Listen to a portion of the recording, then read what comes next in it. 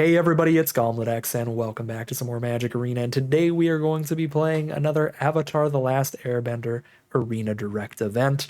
These Arena Directs are our chance to win some physical Magic the Gathering cards by playing some digital Magic on Arena.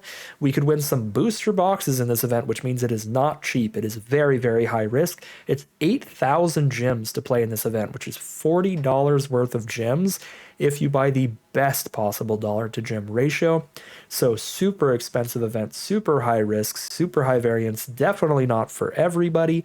But if you've got a lot of leftover gems or you just really like playing competitive sealed, this is a way you could turn some of your digital Magic playtime into physical Magic the Gathering cards. And this is basically the only way that I get physical Magic cards anymore. I don't really buy any, I just play digital Magic.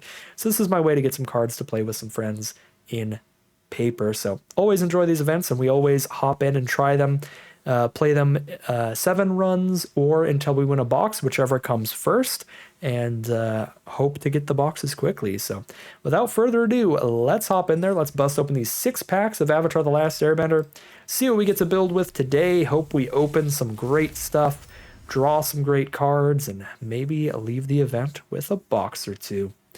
So here our rares are a little all over the place. We've got double Secret Tunnel, which we can play in anything so that we can get some unblockable damage in later, which is fun. However, they are colorless lands, so the more colors we're playing, the more risky they're going to be because the more stuck off of a color we could be. So if we're playing like Jund, like red, green, and black, playing all these rares together, then it's a little risky to have that many colorless lands in the deck.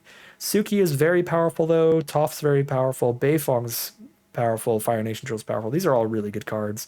Not a huge fan of the Lion Turtle or the Sokka, but these 4 are super, super good and big reasons to push into those colors.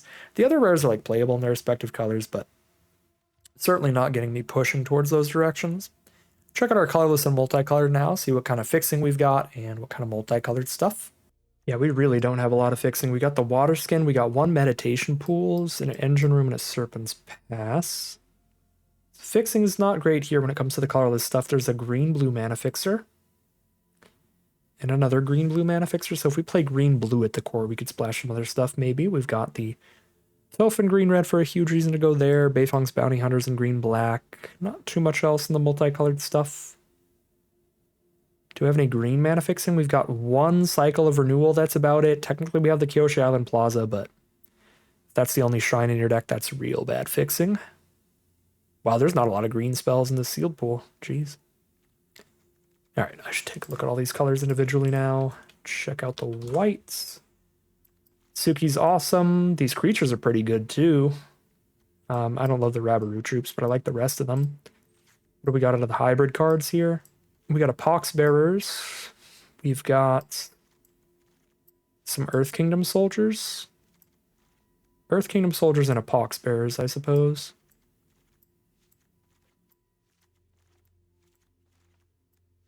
Shame the soldiers aren't allies. That could be relevant here. Oh, there's a cat owl as well.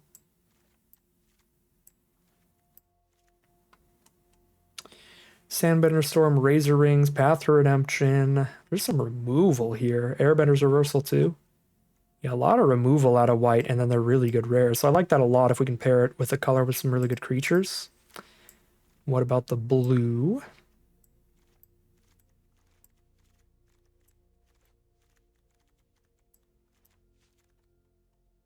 Okay, for blue, some good card draw. And more good card draw, the Mana Sink Kataras. To waterbend and draw more cards later. Teo for more card draw. It's just a bunch of card draw, really. That's about it. Big chunks of card draw, interesting. In black, I really hope the black is good because our black rare is exceptional. There is the Bounty Hunters as well as if we go green-black. But yeah, the Fire Nation Drill is really, really good. And then we have Swamp Snare Trap for removal, Deadly Precision for removal, Fine Filler Creatures, Court Official, Pox Bearers, Messenger Hawk's really good. Not a big fan of Colony or Hog Monkey. If we play at least like 10 Swamps, Cat Gator's really nice as well. Very good enter the battlefield effect in the late game. And Low and Lee depends on the lessons and nobles we have in the deck, but they can be pretty good if you have like a rare noble. I don't know who's a noble. I don't think any of our rares are nobles, sadly. All right, I mean, black, the Fire Nation Drill, just how powerful this card is in general, is really carrying the black. The rest of it, there's nothing like massively wrong with it. There's just not a super high quantity of cards. But black's very interesting to me for that Fire Nation Drill. That card's bonkers.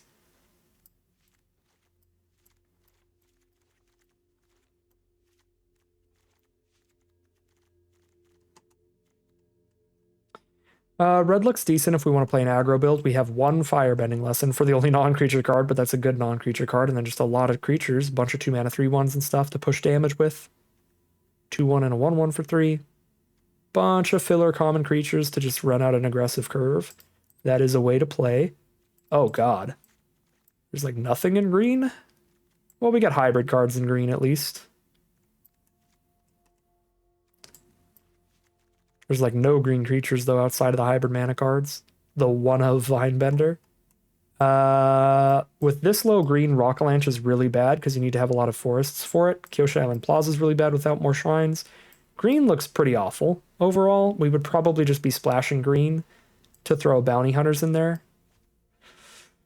What if we go black, red, splash green? Then we can play bounty hunters and Toph. I do not know how to pronounce her name. Still, somehow. I learned it, and then I forgot when Avatar: The Last Airbender was not the current set that we were drafting.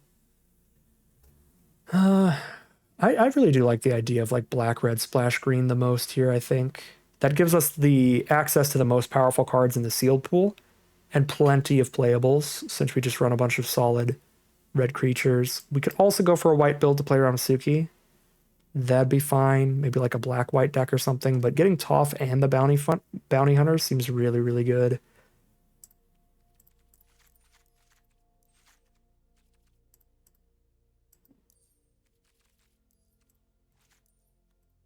Throw the colorless spells in here too for now.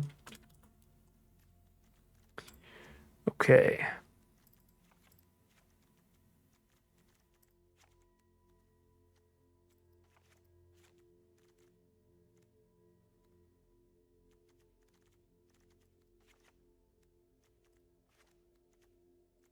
Green is a splash.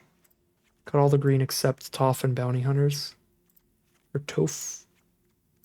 I'm not going to play Fatal Fissure. I'm not going to play Indoctrination. I guess I could play the Meteor Sword, especially if I play a Water Skin.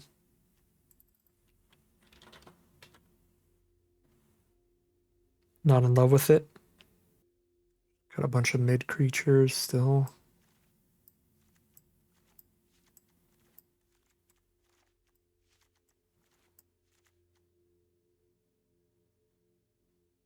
I think we have okay artifacts to sack the colony. This is on the borderline too, though.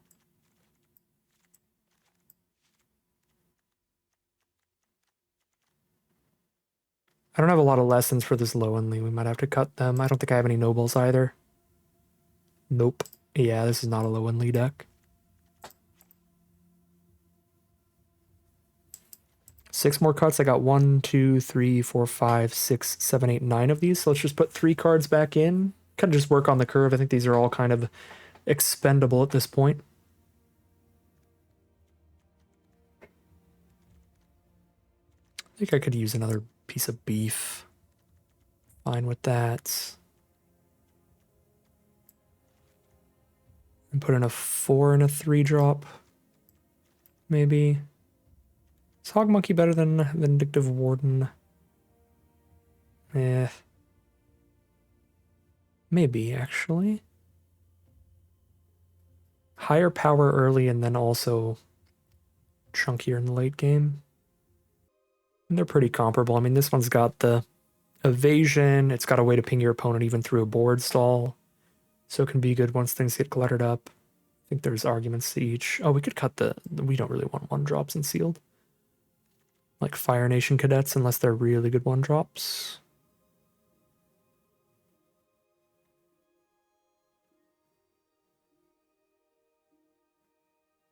I could just play both of them. Could also just play a 4/4. 4/4 Trample Reach.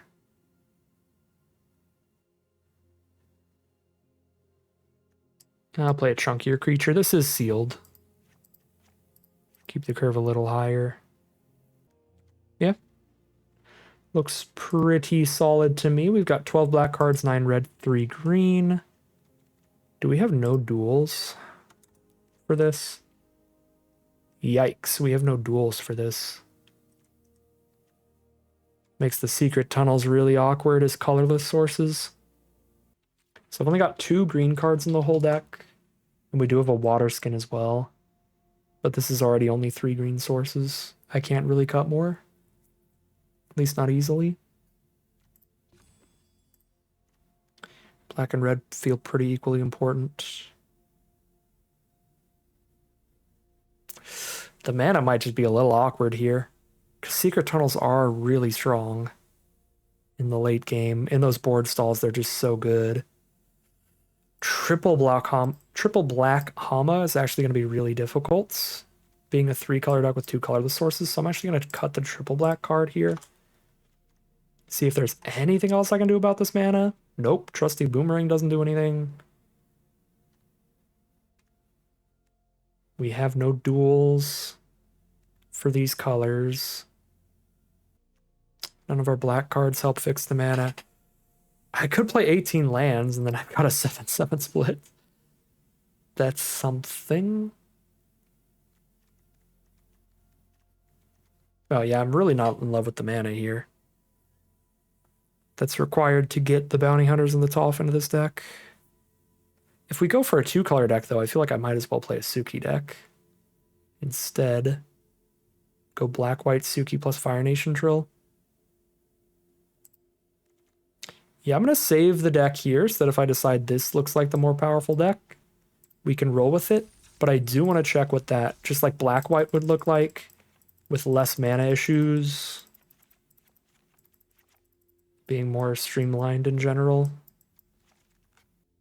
Alright, here's a look at like the black-white list. I mean, obviously we changed to just plains and swamps, but the card quality here I'm not in love with. So we end up with like lower card quality on average, but much more consistent mana, which could be worth it. Could be worth it, but man, there is some filler here to get a 2-color deck going. Cat Owl, Beetle-headed Merchants. Hama could be a little awkward, even in just a 2-color deck, it could be a little hard to cast. Yeah, it's definitely between this and the Jund deck. And yeah, we're running like Indoctrination here too. Although Indoctrination is a lot better in Sealed than normal. Because Sealed can be just so decided by the good rares. Being able to pull them out if this is in your opening hand is decent. The card's pretty rough in draft. But it is Sealed, it could work here. Yeah, I don't know, this would work out too, but there's less potential blow-up potential because there's less potential bombs. I'm just gonna go for RNGesus Take the Wheel. 3-color Pray for the Right Lands, the deck. Take another look at it. Now that I was thinking of the Indoctrination again, maybe that would be a decent card to swap out here for something. What's our creature count? We have 14 creatures. We also have a Fire Nation Drill. That's not much of a creature. Battle Fan really is, though, so it's like 15. Could cut a creature for an Indoctrination. That's not horrific. I don't think I want to cut any of these spells for it. Nah, I think I'm just chilling with the deck build as it is. We'll try to Jund some people out. We'll call it a deck here.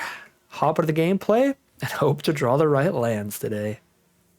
All right, here we are on the play for game 1. We need to draw a land for this water skin. Then we can do a lot of stuff. And until then, we already have Battle Fan. I'm gonna take Gamble. Probably should mulligan, but if we hit 1 land, then we're at 4 out of 5 mana for the Cavalry already. We have a Court Official to play the turn after that. We just need to win 1 coin flip in the first couple draw steps to have a really reasonable start. If we fail that, if we win a coin flip on the 3rd draw, we'll still be okay. But we won the coin flip within the first few turns, and we are vibing now. Merchant of Many Hats being able to keep coming back from grave makes the trade not the greatest, but still okay. think still better than holding back here, because there's a chance they just take the damage, and we're pretty happy if they do.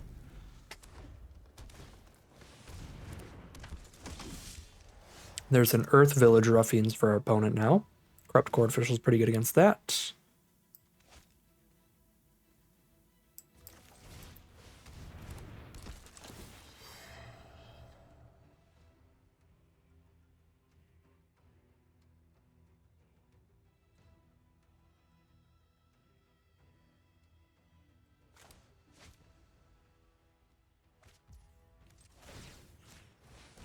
Alright, we got the Court Official to trade into the Ruffians, and we got the Swamp Snare Trap for their next good creature. When the Ruffians dies, it does give them a 2/2 land. That's okay. Better than taking free every turn. Missed a land, but hit a 4-mana play, so we can get this 3/4 down and hold the swamp off of us. They're just going to pick up their Merchant now.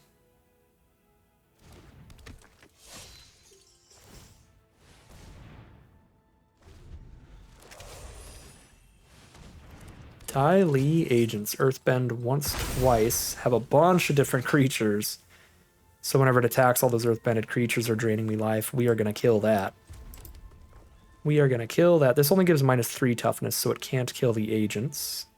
The Deadly Precision can kill the agents, and I can hardcast it for 5 without having to sack a permanent here. That feels like the play. Take 4 damage on the crackback, hit them for 4, then take 4. Seems worth it.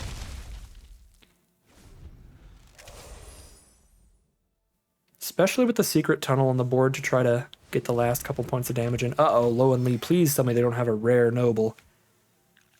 They don't. They grab a lesson to return a permanent from their grave to hand and get a clue, which is really strong on the Daily Agents, so that's still a big problem.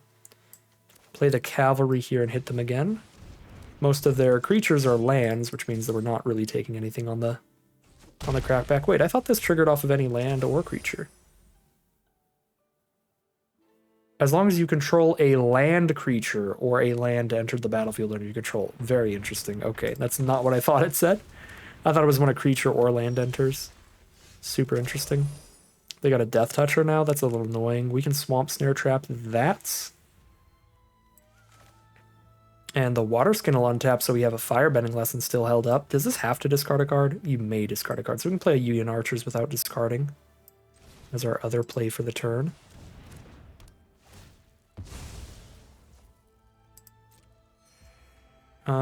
And I can cast Firebending Lesson off of the Fire Breathed mana. So I could even like tap out here. And it doesn't look suspicious.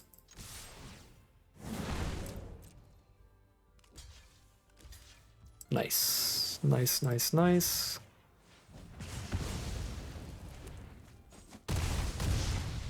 They're down to 10.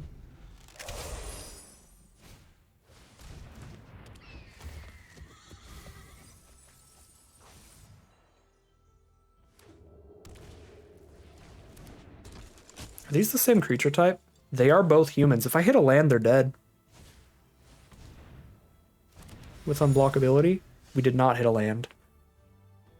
So if we hit a land there, the land for the counter on the Wrestlers makes it 4 power. We put a Battle Fan on it. 6 power, we use the Fire Bended mana for Secret Tunnel. I could spend 1, 2, 3, 4 mana to cast Azula's Always Lives to give a power and Battle Fan to give a power. Then we have 10 power there.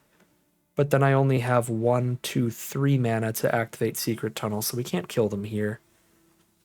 So we just use Azula Always Lies for now rather than the Secret Tunnel.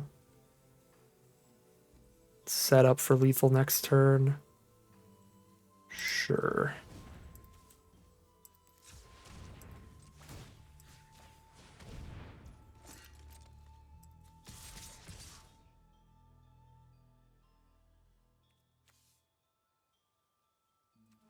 Daily Agents is whenever the agent attacks, not the other creatures. Cool.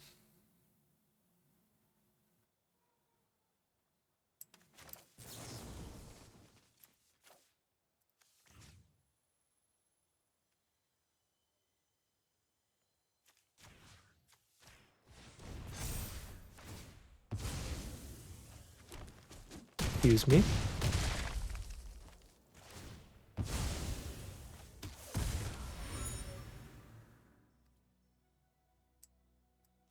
They're down to 5.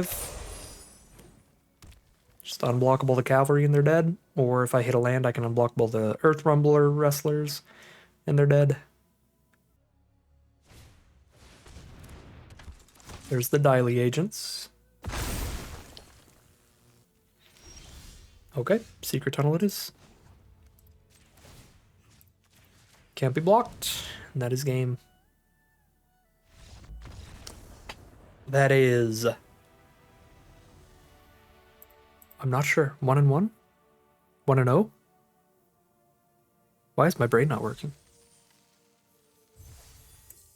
1-0! We haven't lost a game yet. I have recorded another one of these today, so I'm just adding previous losses to this run that don't exist.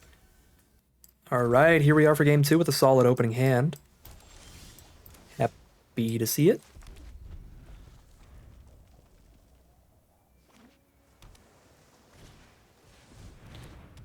Playing against a blue deck. They are on the play. Let's get the battle fan down first so I know I have the permanent to sacrifice to the Buzzard Wasp colony to draw a card.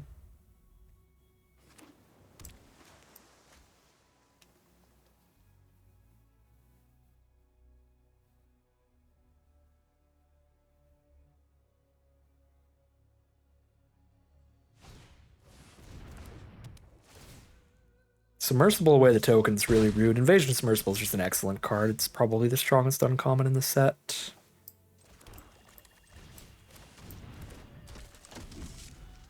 Here's a Vindictive Warden. So they're going to be able to turn that into a 3/3 and start beating down with it too. Play a Kyoshi Warriors and they can turn the Submersible into a 3/3 just off tapping their creatures. Yep. Take 3 down to 15. This is a really, really strong start for our opponent.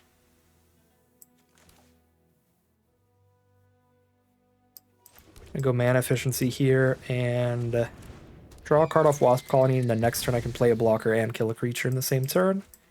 Just draw lands here.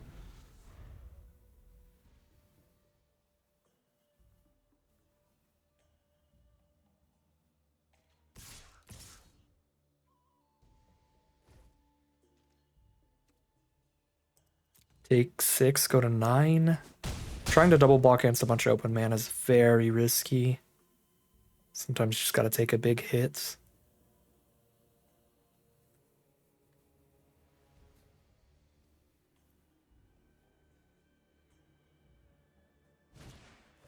Barrels of Blasting Jelly. Fix their mana and it's a removal spell.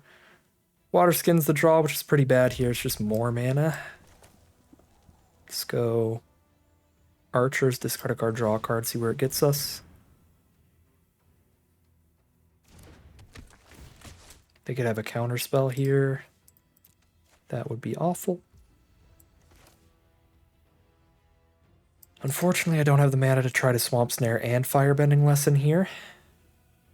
And Firebending only kills the Otter Penguin, so we just have to try to Swamp Snare, I think. Actually, can't kick. Can't kick the Firebending Lesson right now. Do they have the It'll Quench Ya?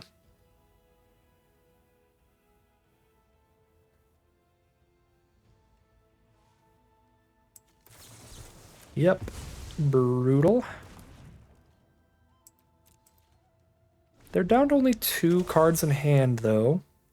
We just try to trade some stuff off on board, and we've got 1 more removal spell. We're not out of this if we draw well.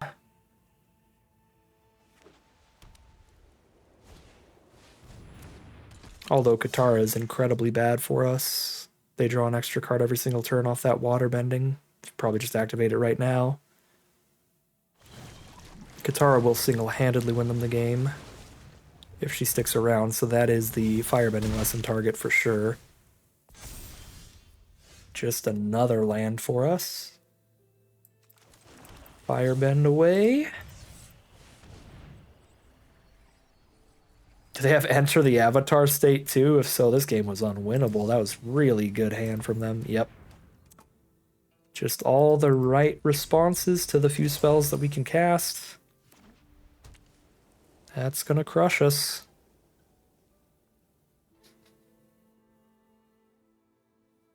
They can already lethal us on board, I think. If they just barrels one creature, I block 2 and take 1, 2, 3, 4, 5, 6. Yep. If they just barrels one of our creatures, we'd be dead right now. I think this way that they played it is safer for them, but does give us another turn.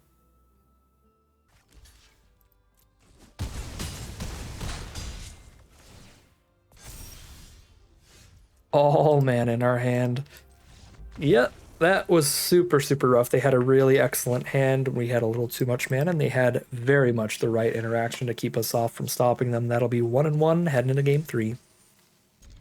All right, here we are on the draw again for game number 3.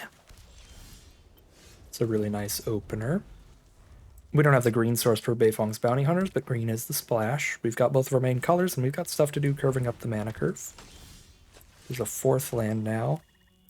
Is it crazy to play archers and ditch the bounty hunters here? I don't think so. But I think I'd rather just run out Poxbears and save archers for later. Give us a little bit more time to potentially draw into that green source before we ditch the green spell. We could also draw into extra lands that we don't need, because now we can play it off curve. 2 mana, 3 mana. Turn 4 we can crack a clue and then play the archers. And we drew the green source, so I'm really, really happy I did not cash that in immediately. We could even just play the bounty hunters next turn now.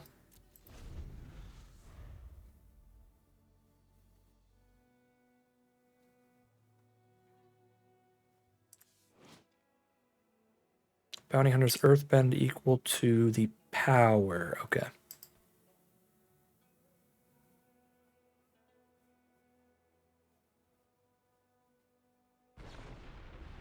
Rocky Rebuke on the Messenger Hawk. It's pretty fair. I'm happy for them to throw removal at that. Already got us a clue token. If they don't have exile removal, then Bounty Hunters will draw us a card when it dies too, which is nice. Or not drawing us a card, it'll make us a creature when it dies. Give us a card worth of value. We get a 4/4 back out of it. But they are in white. They could have like a pacifism. Stop it from attacking or blocking. Or an exile spell. I didn't remember a lot of Oblivion Ring style removal in this set, the stuff that exiles when it enters, but there is the rare that does that. Alright, well. Cheers, love. The cavalry's here.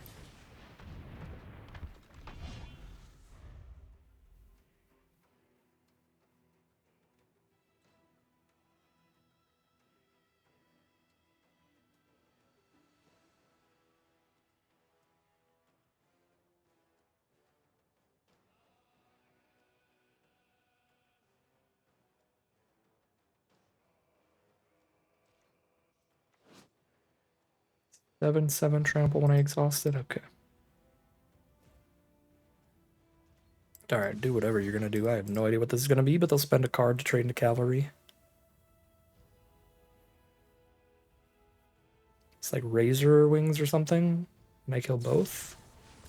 Yeah, that's super fine. 2 for 1 them.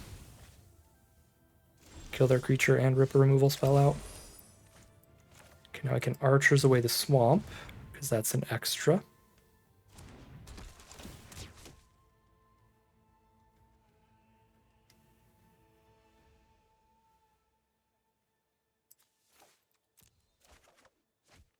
An extra now.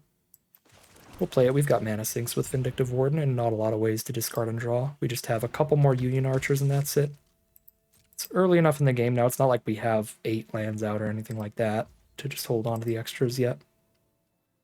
If we don't currently have a way to discard them in hand.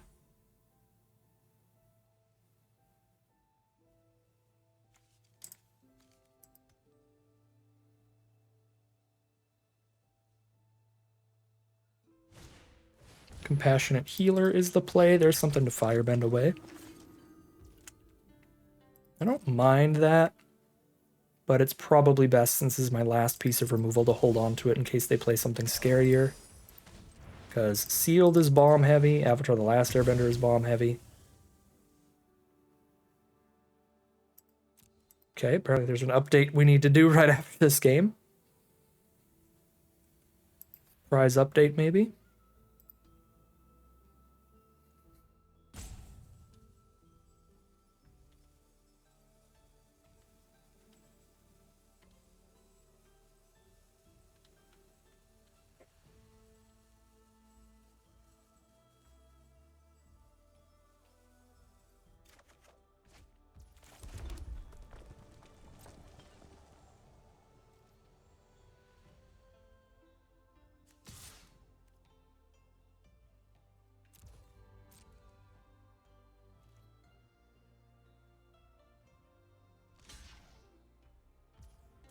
Alright.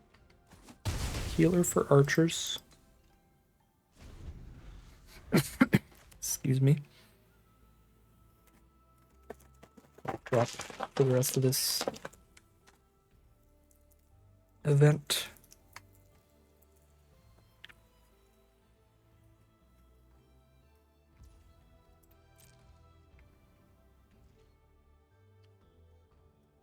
Stuck on 4 mana, they pass through the turn. Here's a ping.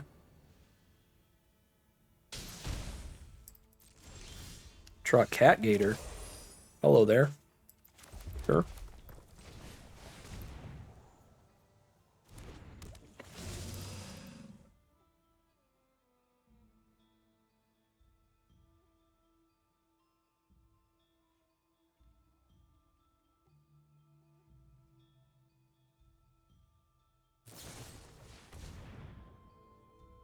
Okay. That works out fine. Sentry still dies. They just kill the Cat Gator while they still can. They're down to 11 now. Got a few cards left here and they're stuck on mana, so they could just go land, play something good, and I'm not in a good spot. But if it dies to Firebending Lesson, then we're kind of winning. And that dies to Firebending Lesson. Oh god, or Meteor Sword. Play the Meteor Sword first so that I can get towards equipping it. Maybe because of the Iceberg being a reasonable target, I should have just Firebending Lesson and saved Meteor Sword to try to Iceberg back the Bounty Hunters. But I want to get the extra power down, because if I get that extra power down, they're potentially dead this turn. Let's find out. Does this die? Because if so, they're dead. They're dead thanks to playing Meteor Sword first. We kill them a turn faster here. GG. Double ping as well. There's the concession from our opponent. We are 2-1, officially better than our first run at the very least. But we do need to get quite a positive record in this event to get to the break-even points at least. And obviously, we'd like to get some boxes. So we're going to keep playing it out. We are 1 win away from getting some of our entry back, though. So fingers crossed, really important game coming up here, heading into round number 4. All right, here we are on the draw again for game number 4. Got a fine opener here. 2-drop, 3-drop creature, a couple removal spells to back them up. Rebellious Captives is a perfect target to just shoot and not worry about. Double Secret Tunnel. I'm going to discard the second one. We're not activating 2 of these in 1 turn ever. And we need more colored mana. Gotta find our green source. We gotta find more swamps now for this Cat Gator we just drew. Long Fangs, another card I'd like to kill as quickly as possible. But I can't yet unless I sack the archers to the precision, and I'm not going to 2-for myself to kill that, so we'll kill it with Fire Nation Drill next turn. First time we've drawn Fire Nation Drill today, but that card is very powerful, so I'm happy to see it. Enters the battlefield, blows up their creature, and leaves me with this huge vehicle. 6/3 trample, cruise for only 2 power.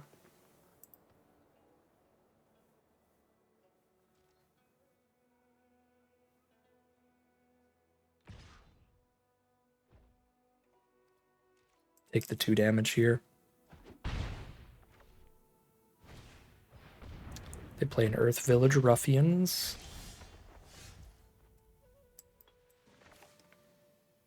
They could put a counter on the ruffians here if I drill away the Long Fang. That's fine.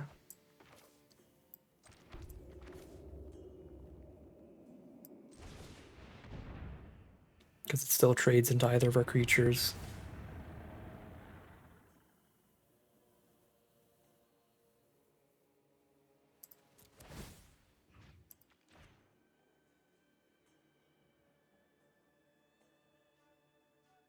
Is there a 1 green mana way to protect it in this format? I don't think there's a 1 green mana hexproof trick. Maybe there's something on a crazy bonus sheet. Nope, Longfang dies. Oh, it didn't even put a counter there. It doesn't trigger off of itself dying? That's interesting. I feel like they usually do. Alright, they trade into the archers, earthbend their land.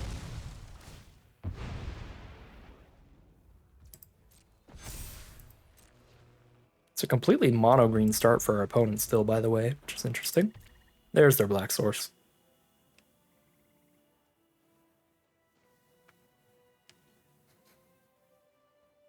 It's probably going to be a removal spell for the Fire Nation drill this turn, I imagine.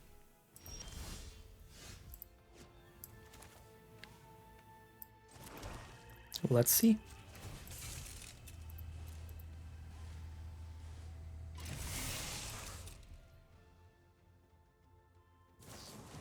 Sold out, sure. Yep, it only makes things like lose hexproof. It doesn't give itself hexproof or anything, so that works. They're down to 2 cards in hand. We can precision one of them and Cat Gator the other and then be ahead. If the Cat Gator is going to do enough damage to kill one of those, then we should be winning this game on average right now. Yep, Pox Bears doesn't do much. Feeling pretty confident here if we can hit one more land. There's one more land. Sit here and ping them for 2. That'll hold their attacks off if they don't blow up the Warden with their final card in hand. Or their top deck. Nice.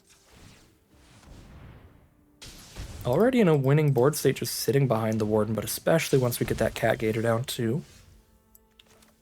Buzzard Wasp Colony. We don't have a good card to sack to that, sadly.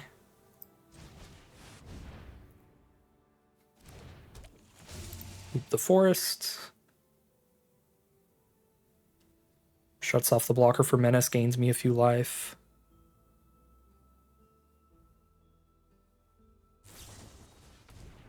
Okay, Pillar Launch is okay, because I didn't even have to spend a whole card to try to kill that. Now's the time my Vindictive Warden could kill both their creatures, but other times it's 2 power against 3 toughness if I do at some other point. So this is worth it to me, I think. Get them down to 1 final card in hand. Cat Gator versus a pretty much empty board is a very winning position with all that lifelink.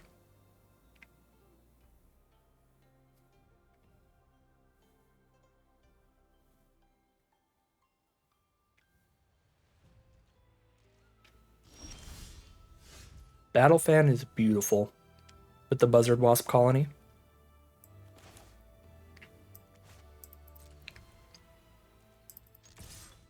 I don't have the mana to equip the Battle Fan to the Cat Gator and play the Colony and sack it in the same turn. So we'll just sack it and draw the card.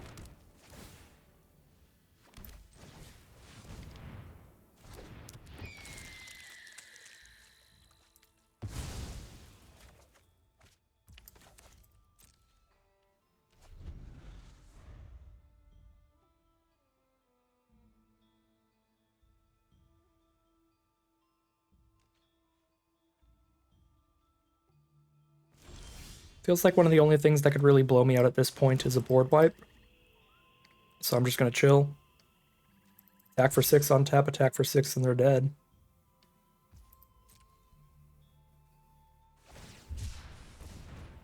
Forest Cycle. A Saber-Tooth Moose Lion.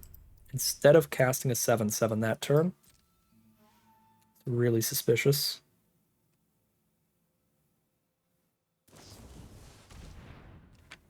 Kill the token. So they have some insane 7-mana card. I don't remember the set well enough to know what that's going to be, but I assume we're about to find out. Maybe I should have played Poxbears at this point, because then I have 7 damage on board and I'm threatening lethal this turn. Oh, it's their own Cat Gator? Sure. Well, then we would not have lethal this turn regardless from the lifelink.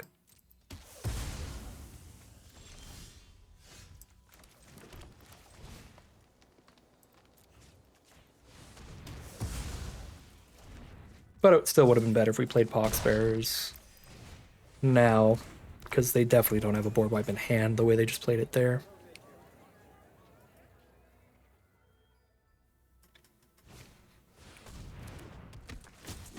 Even if they do, the Poxbears is resilient to a board wipe.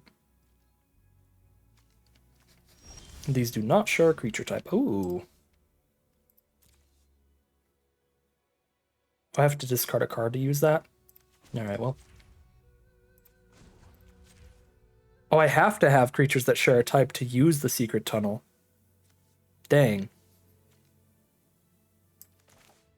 Well. Okay, then. I will not pick something up from grave.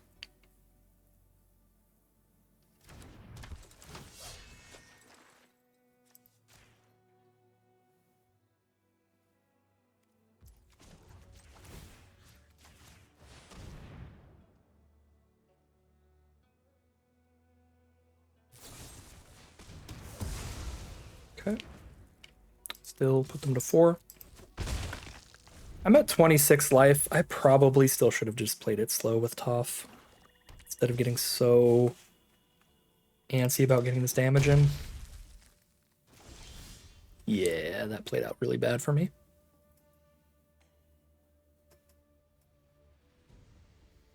Once again, I'm so tempted to play it not slow, which is attack with both, lose the Cat Gator to put them to 2, so if I draw any human, warrior, or ally, they're dead. Or any human, citizen, or ally. We have 1, 2, 3, 4, 5, 6, 7. We have 7 lethal draws for secret tunnel kills. And then we also have like the meteor thing and stuff.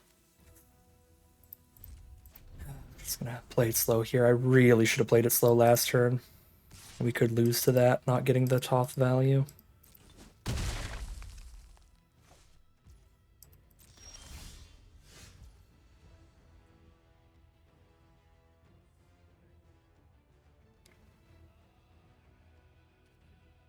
If that's a blank, then this works.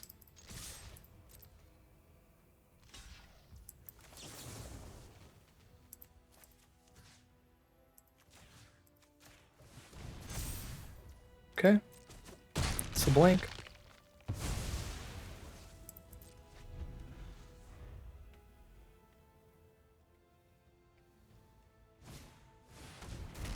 Canyon Crawler gives them a food token, so they're not dead to me drawing a human now.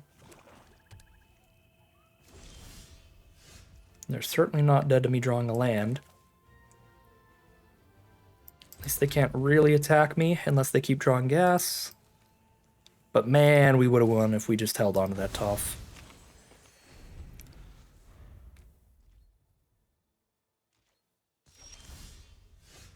That's a huge one. That's lethal if it sticks around.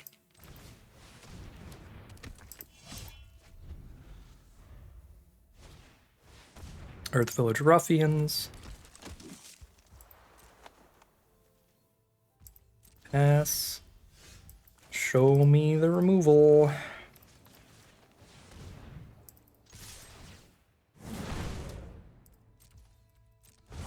No removal. Really lucky game there. That was a very poor play, running out that Toff as aggressively as I did.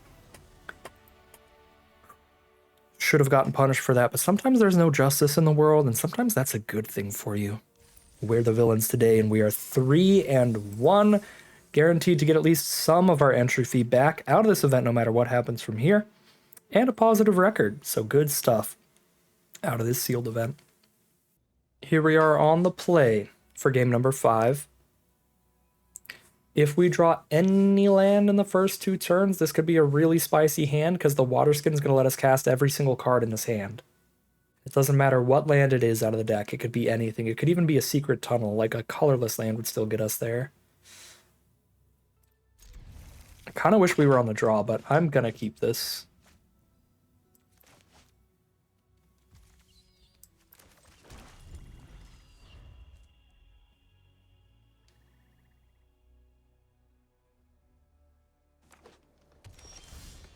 There we go. Found a basic. Playing against green-blue. Aang's Journey for them to set up their lands. Green, blue, and white. Those are some ally colors. Here's water skin.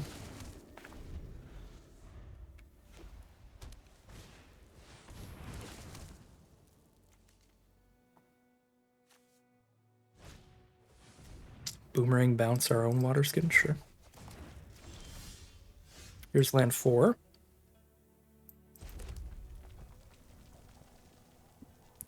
They are colors that could have like exile removal and stuff.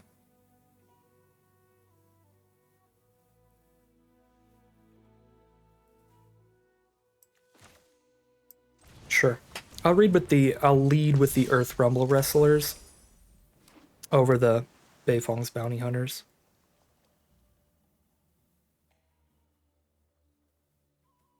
So if they have a pacifism or an exile spell or anything, they're using it on that instead of the Bounty Hunters. Water Skin and Archers, or just play Bounty Hunters.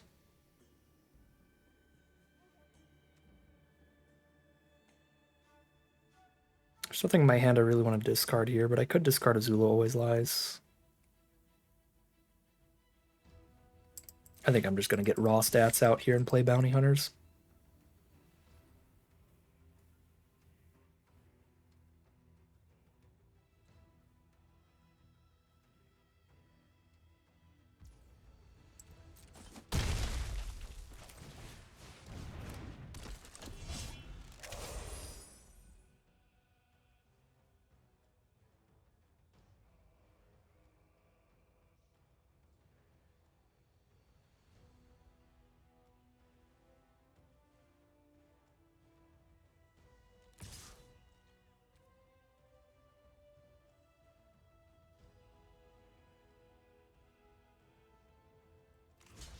Really not sure I care if they combat trick away the Bounty Hunters, because then I have a 4/4 unblockable creature on my board.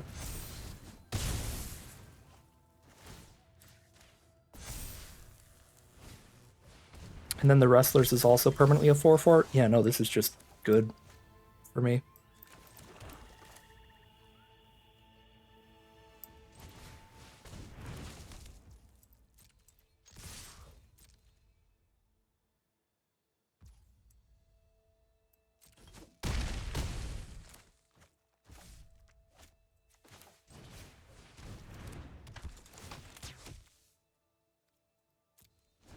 Probably greedy to not discard, but that's where I'm at. I am Cat Gator's #1 fan, even though I'm nowhere near its mana. I mean, I'm 1 land away, but I'd have to tap Secret Tunnel, and we don't want to do that, obviously.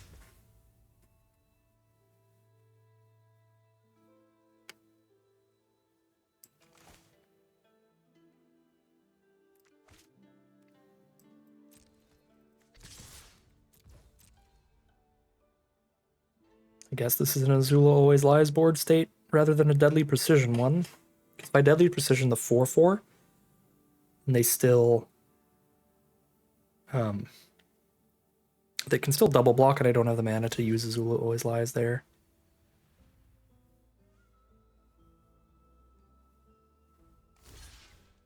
Block with the whole board, that's fair.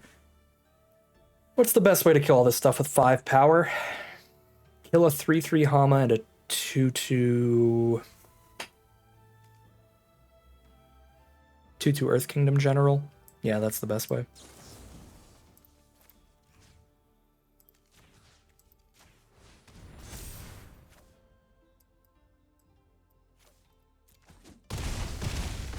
stop their life gain.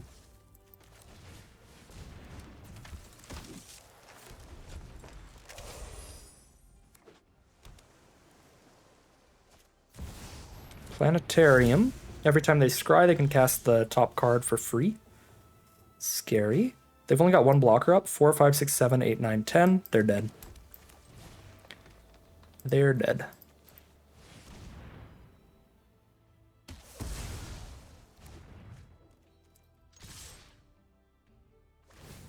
Well, I guess they could cast the top card off the Planetarium to survive. Barely. If they hit a creature. Uh-oh, uh-oh. I forgot this thing lets you just cast it at instant speed, too. Yeah, they do get a chumper here. Trade, take 4, 5, 6, 7, go to 2 life. They're dead to me casting Catgator now. Still dead to the unblockable Secret Tunnel. Man, the double Secret Tunnel to go with the Bounty Hunters is kind of sweet. Boomy gaining the life here. Oh, Boomy doesn't gain life? Boomy does a lot of stuff, so I just kind of assumed. Gets counters, scries, and earthbends. Well, Planetarium's going to spit something out off the scry, I think. Yep. That's potentially really bad. None of it can block our unblockable Secret Tunnel, though. They've got one last chance with the Planetarium. And I just get to hardcast a Catgator if they do find a way to deal with the Secret Tunnel.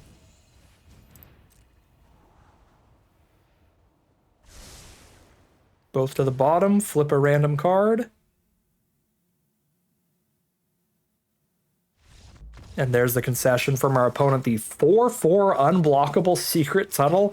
Really going the distance there. We are now 4-1 heading into game number 6. Here we are on the play for game number 6, relying a lot on this Yuyan Archers to dig us towards another color. Specifically black. But we got more black sources than any other color in this deck. I guess they're tied for the red sources, but you know how it is. Bounty Hunters is a really awkward draw. It's going to be quite some time before we hit the right colors for that, but there's the swamp, and we are off to the races. Playing against a green-white deck. Start with a Kyoshi Battle Fan to hold off the archers. Sad day. No damage for my friend. We draw a 7-mana card. Alright, this is going to be a slower hand for sure, but the Court Official holds off their attacks as well.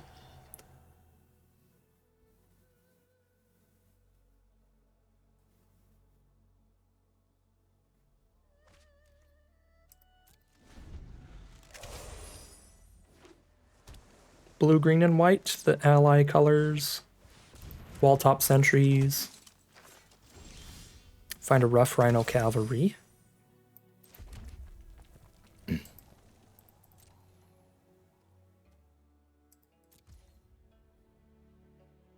I don't think it's crazy to sack the Court Official to kill the sentries here. That way if I hit my land, we run out the cavalry and don't have to worry about the death touch thing for it. But I also don't have any more removal until I have a lot of mana, so the sentries isn't threatening me at all. We should just play defensive here instead of trying to set up a board where we can attack in. The archers holds the cat owl off too. Azula Always Lies is super nice here. Kill their 1/1. Stop worrying about that.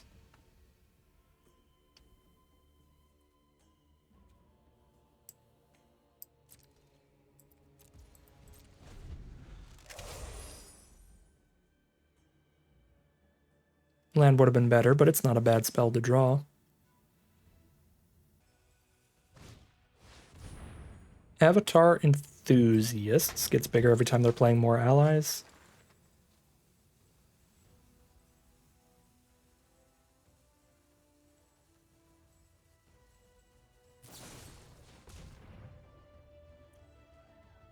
Well, that's unfortunate. I have no way of making that not deal enough to kill the archers.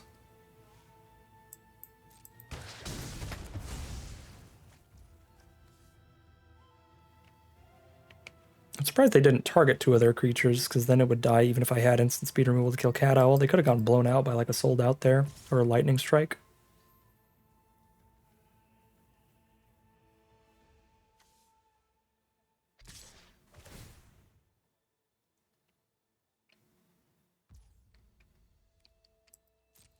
His trade is not great, but it might be worth always lysing the sentries.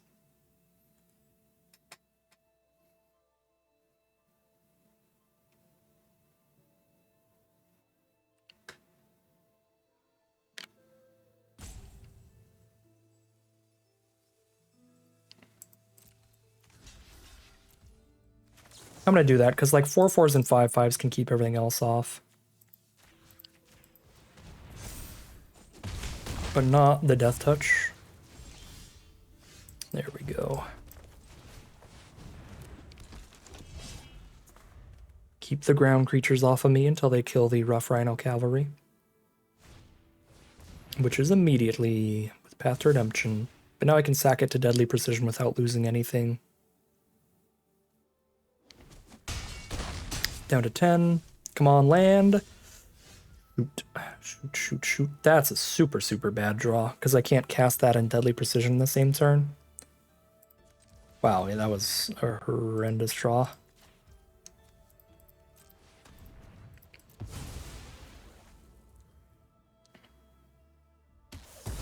If it was castable, it'd be pretty great here, because then we have a blocker for one of those and do the removal. We just did not have enough black mana for that.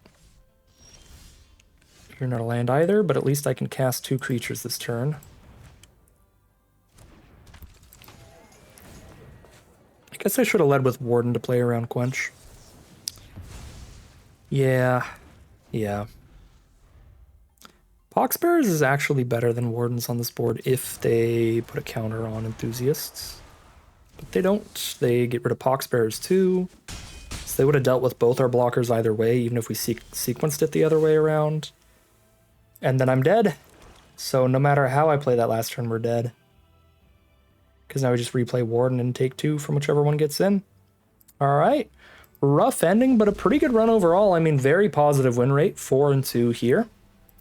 We're pretty much at the break-even point in terms of what we're getting out of the event as well. It was 8,000 gems to enter. We got 7,200 gems and 16 packs back.